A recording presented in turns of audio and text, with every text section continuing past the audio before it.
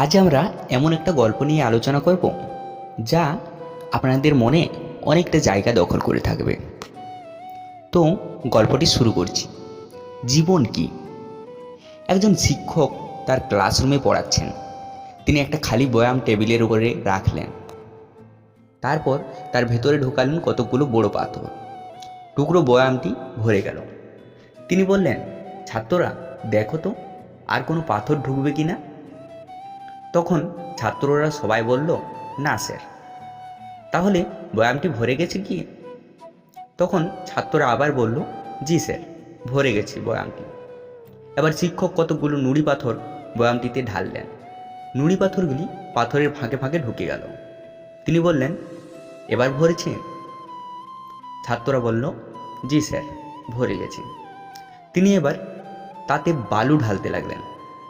পাথর আর নুড়ি পাথরের ফাঁকে বালু ঢুকতে লাগলো এবং বয়ামটি পূর্ণ করে তুলল। শিক্ষক বললেন, আচ্ছা, এবার আমরা পুরো ব্যাপারটা উল্টো করে করি।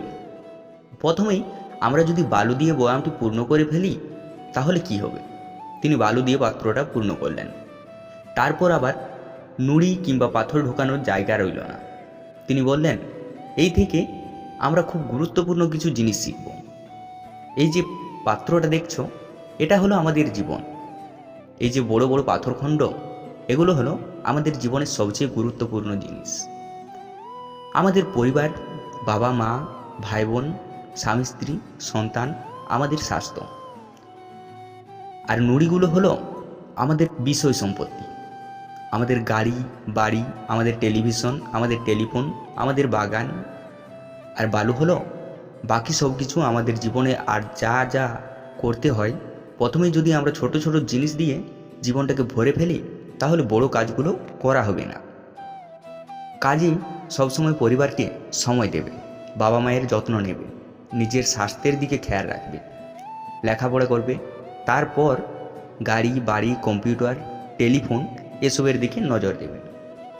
এক ছেলে দাঁড়িয়ে বলল, স্যার, বয়ামটি এখনও ভরেনি। আপনি যদি এর মধ্যে জল ঢালেন তাহলে জলটিও ভরে যাবে। তিনি পাথরখণ্ড, নুড়ি আর বালু ভরা পাত্রটিতে এক কাপ কফি ঢাললেন। কফিটা পাত্রে ঢুকে গেল। এই কফিটা হলো আনন্দ। মানুষের জন্য কিছু করা সেবার ব্রত। তুমি যাই করো না কেন, জীবন আনন্দময় হয়।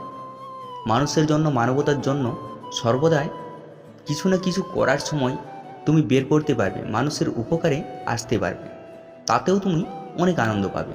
জীবনটাকে যত আঁটোসাঁটো মনে হয়, যতই তুমি ব্যস্ত থাকো না কেন, জীবনকে উপভোগ করো। আর যেন সবচেয়ে ভালোভাবে জীবনটাকে আনন্দপূর্ণ করে তোলা যায়, অপরের মুখে হাসি ফোটানোর মাধ্যমে। আজকের গল্পটি ছিল তো এইটুকুই। যদি গল্পটি ভালো লেগে থাকে চ্যানেলটি অবশ্যই সাবস্ক্রাইব করে আমাদের পাশে থাকবেন।